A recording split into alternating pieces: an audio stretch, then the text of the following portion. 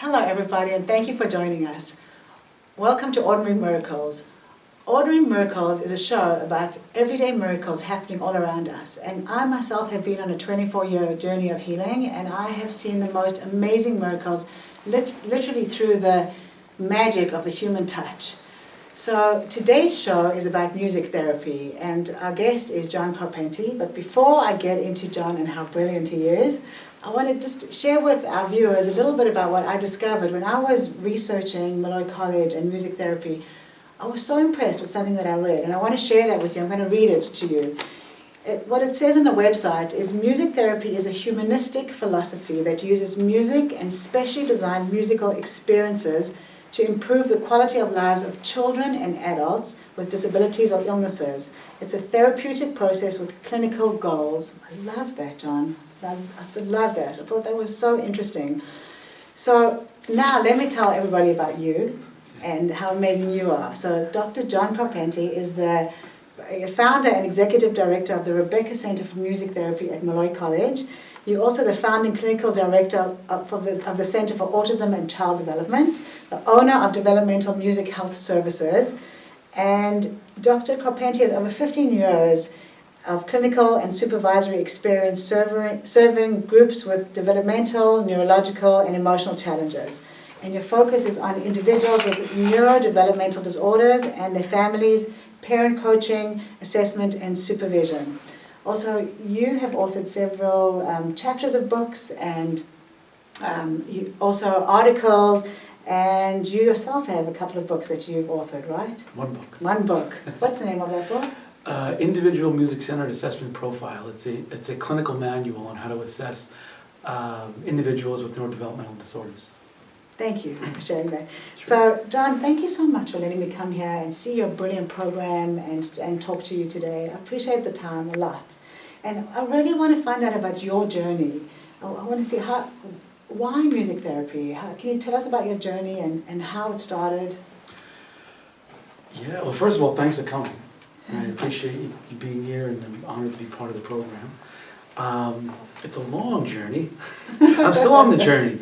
I've been a musician since I was a teenager, I guess, and was in the music scene, played in bands, had part to do with a record label, did the touring, the producing, and I loved it.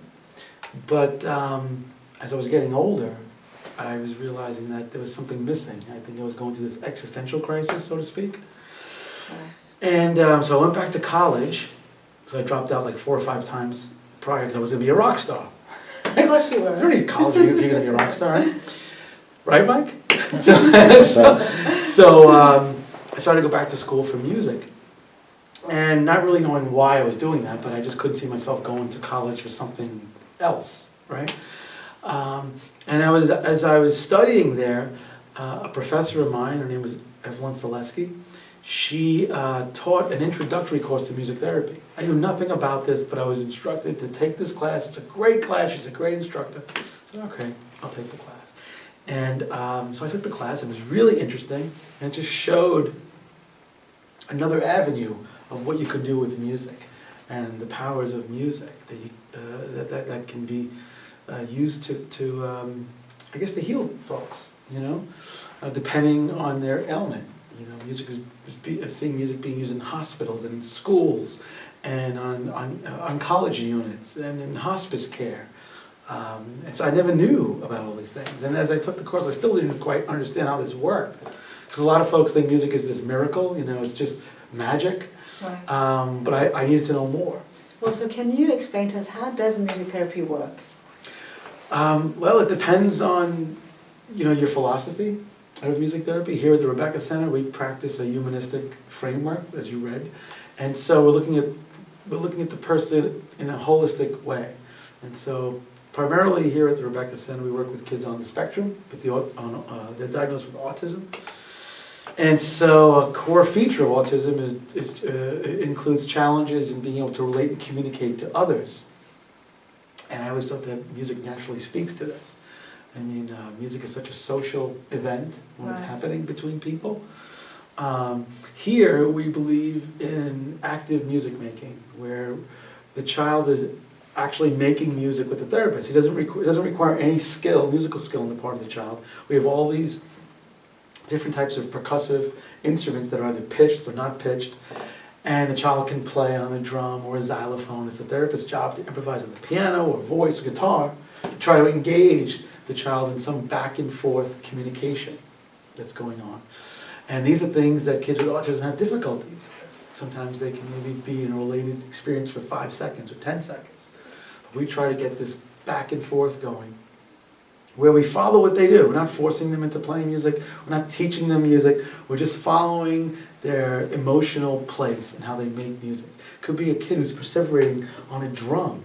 Well, now I can bring the piano in and synchronize to his drumming. And let's see, is he aware of me playing this drum? And I get some eye contact. He looks up. I say, oh, right. Let me bring some more tempo in. And now he starts playing. He's asserting his will. And I put a pause in the music, and then he punctuates the symbol. So when the outsider looks in on this, they go, oh, that's nice, he's making music. But really, what is he doing? Well, he's shifting his attention. He understands the end of a phrase, so he's adjusting his play to meet the musical cues. He's watching the therapist for different things. All of these things are prerequisites for learning, right? And one of many great things about music, it really includes all of the senses. So if you think about the child has to hold the mallets, he has to take the visual stimuli coming in from the space, being the therapist, the lights, managing all of the sensory stimuli, and then being able to take in cognitively what's happening musically to respond to it. Kids that we see here have a hard time integrating the senses. So music naturally integrates these things. And so that's really a little bit of what we do. And so it's within the musical play that we engage the kids in, where the goals emerge, clinical goals, and we develop those in conjunction with the parents and say the child's other therapist or teacher, and we incorporate it here into their musical treatment plan.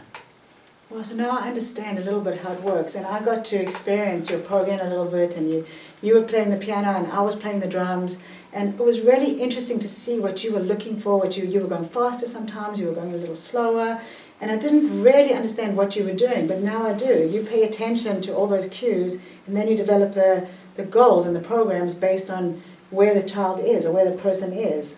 That's right. Oh, it's so brilliant. It is so interesting. Well, so what kind of person does it take to become a music therapist? Well, first of all, to be musical is going to be just like a talk therapist, and has to have command of the language and also the social mores of the culture. The music therapist should be well versed in music, musical styles, different types of music. To be a board certified music therapist, you have to meet certain competencies. So the therapist needs to be proficient on piano, guitar, and voice and percussion. Here at Molloy College, we have an undergraduate program, and the students that come in are already musicians, just like I was when I came here as a student.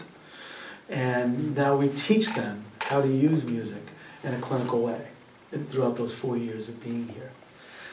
Some students want to go on into more in-depth work, so they go on to grad school, and there's where we teach them how to work in music in a music psychotherapeutic way, where we're bringing in all these different psychotherapeutic theories into how this is contextualized musically.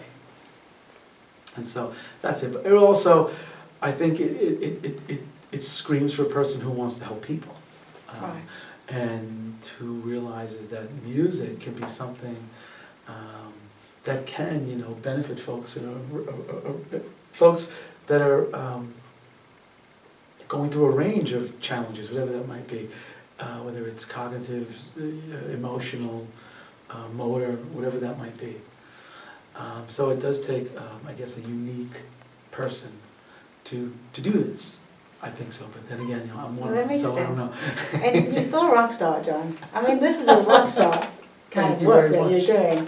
So this room in particular that we're sitting in, you said that this is for groups, and there's a picture on the wall that has a picture. Did the kids draw that picture, or who drew that picture?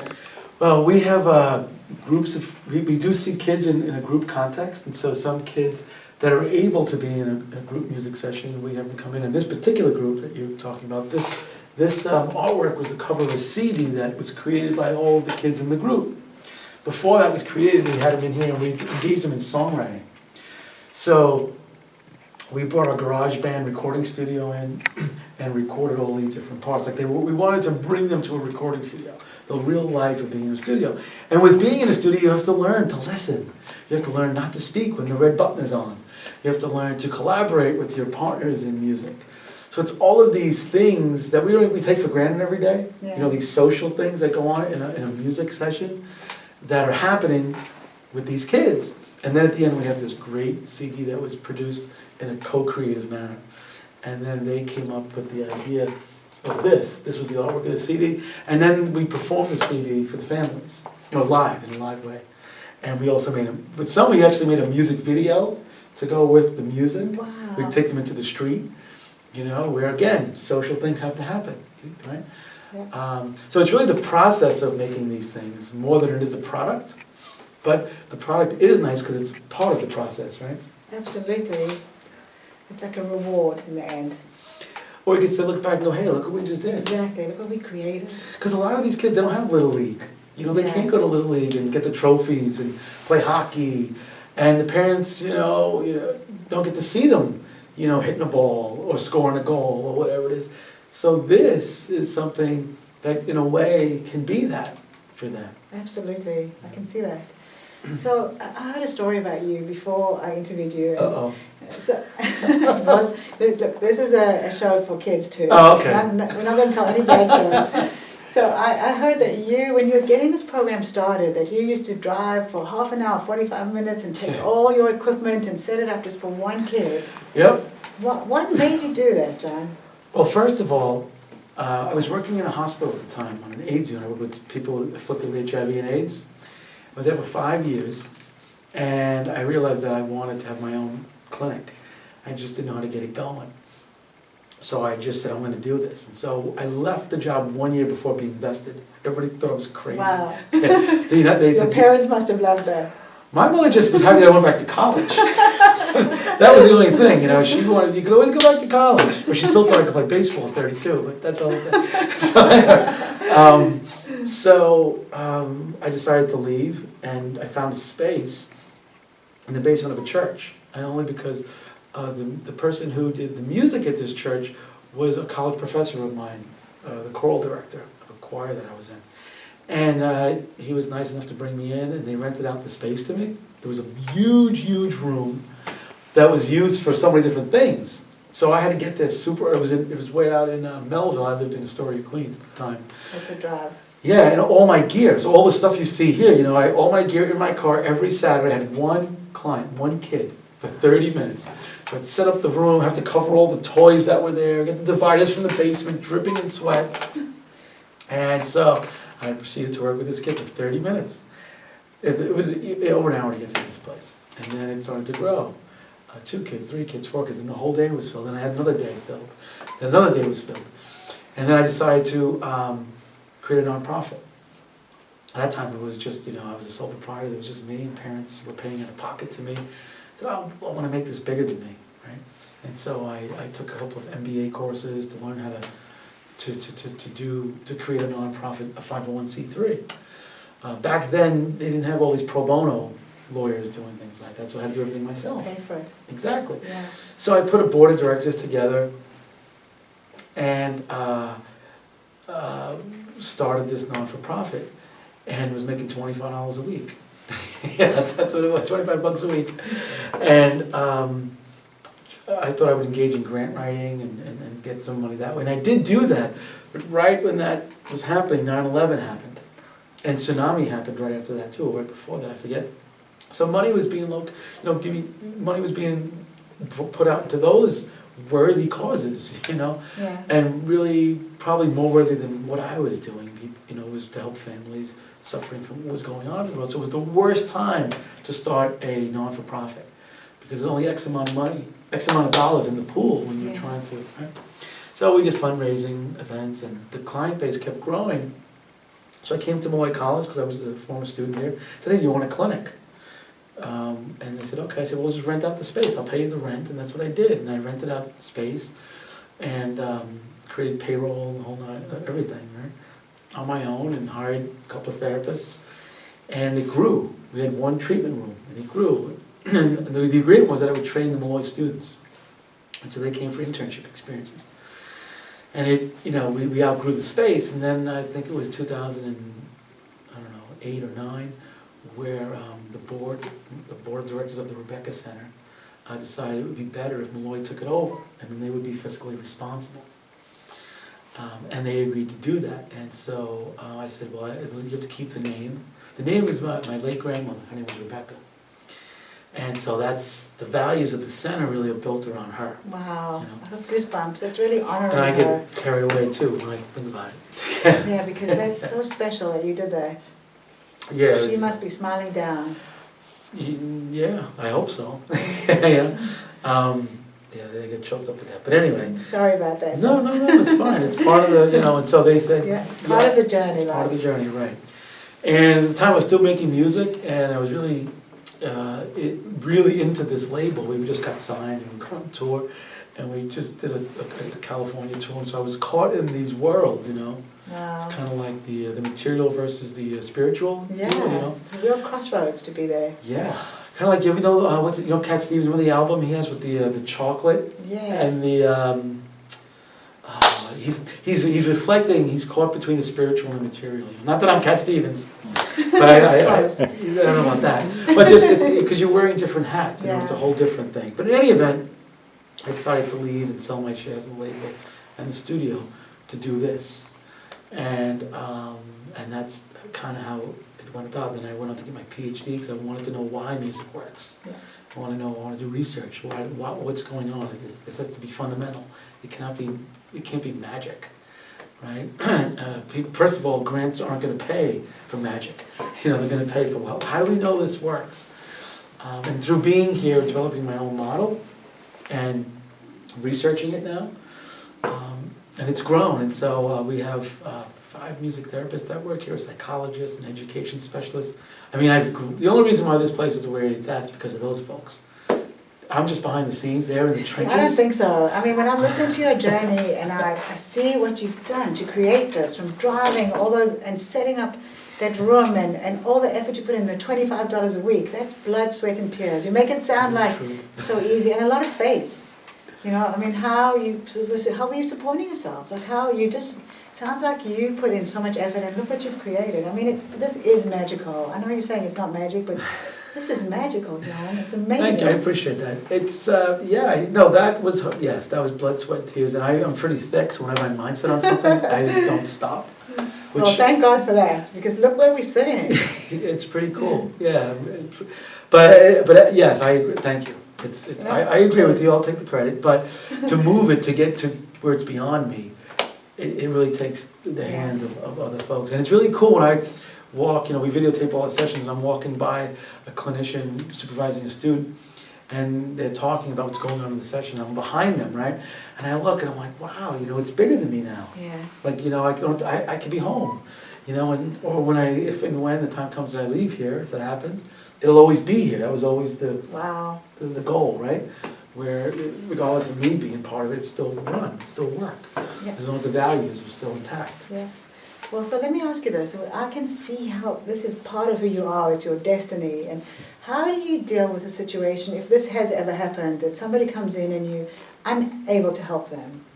Well, how do you deal with that? How do you deal with that disappointment? Well, it's tricky because I don't look at it like that. I just, if we have a child who's just really having a hard time, he just needs our help more.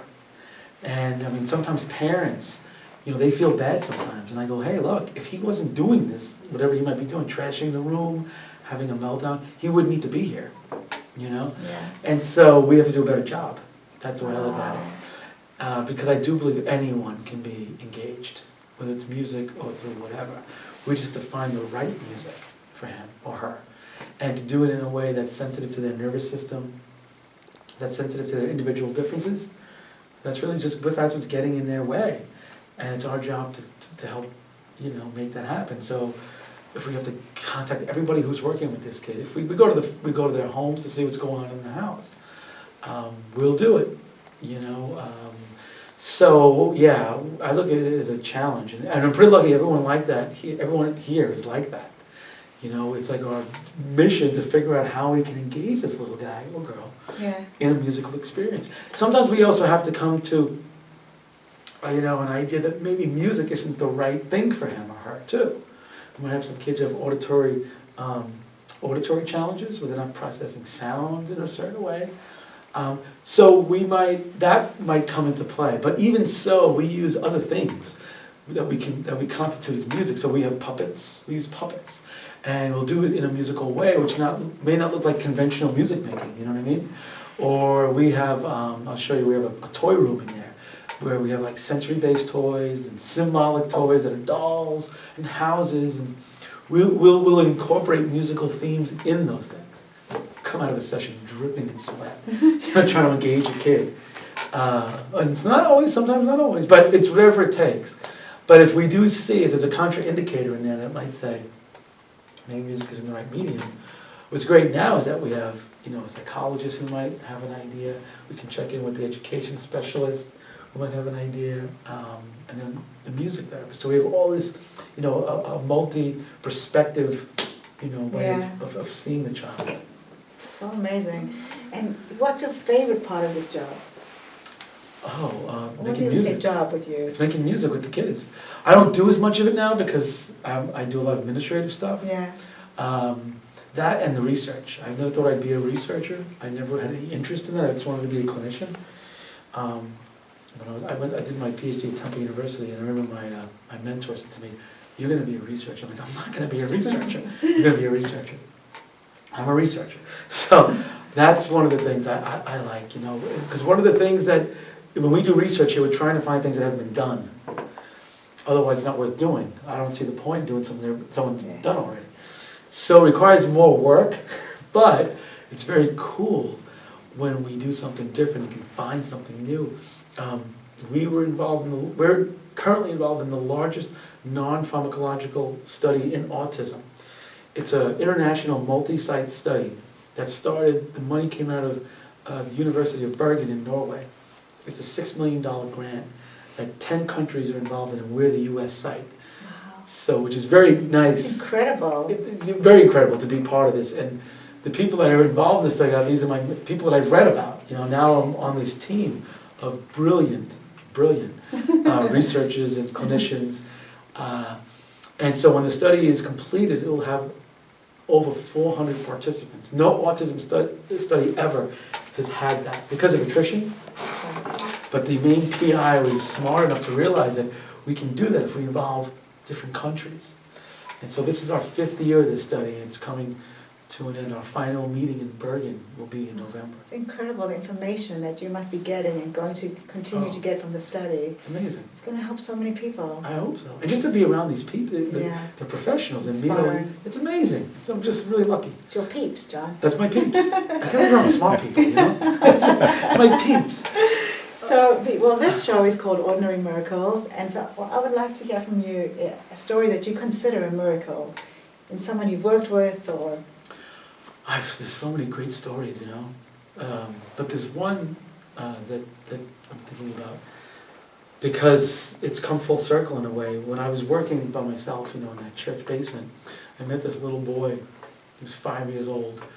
And his mom came to word of mouth, and we're working together, and just very musical, just like very easily can play. You could see there was something in him that aligned with music. But he was so musical that he was able to use music to keep people from him. You know, it was always, he could use that so he wouldn't have to engage in other types of things. And he was so good that people would just be, "Oh, that was great," and that would be it. And he taught me how to become I had to be a better musician if I was going to engage him. So that's what happened. And I learned a lot from this little guy. And he got older, and so when I moved here to Molloy, several years later, Mom, his whole family, you know, they came as well. Parents are just terrific people and very supportive of what was going on here. And so he was with me probably till he was 12 years old, and then outgrew us, you know. And outgrew us. And every once in a while, Mom would check in, you know, and I'd get a Christmas card and a holiday card and a picture of him. He's getting big, you know. And a couple of years ago, I do open house here at Molloy, you know, to meet the incoming, or prospective students, and then the incoming freshmen. And I meet high school students and their parents. And so all the people are coming in, and all I see his mom. I'm like, what are you doing here? I forgot how old the kid is now. I said, well, I'm not going to say his name, but he's considering coming to Molloy. He's going to major in psychology. Long story short, he's a college student now, and he's a communications major. No way. Yeah. And so as he's here now, I think it's his Wow. second year. He'd always come down and visit me. And we've gotten him involved in some of the work. Yeah, which has been really great. And he's really brilliant. A brilliant musician. Mom's brilliant. Good people. And they're always very supportive. The fundraising always there. And it was like really a privilege, Yeah. to be part of their life. You know what I mean? Yeah.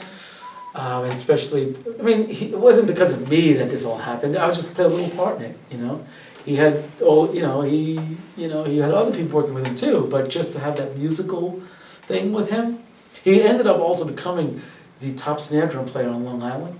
Played in jazz ensemble. He had an affinity for music, so that I think helped grow his affinity for music, if that's even possible. So he was in jazz ensemble. He was in an orchestra. And he was just excelled in music, and so now ironically, he's a communications major. He has a diagnosis of autism. He's a communications major. That is unbelievable. So there's so many great stories. It's pretty cool. That's a proper miracle story, and it sounds like you learn from each other. Absolutely. Yeah. Wow. Yeah. Well, John, I want to thank you so much for telling us about your story and your program, and just for all the incredible stuff you do in the world, and for helping all these people, the families, the people. It's really magic that happens here with you. I can feel it, I can see it, and you're so humble. You keep saying it's not me, but it is you. So thank you. And I just want to remind our viewers that there's magic in the human touch, as you can see from John and his story, and expect miracles. Thank you. Goodbye. Bye.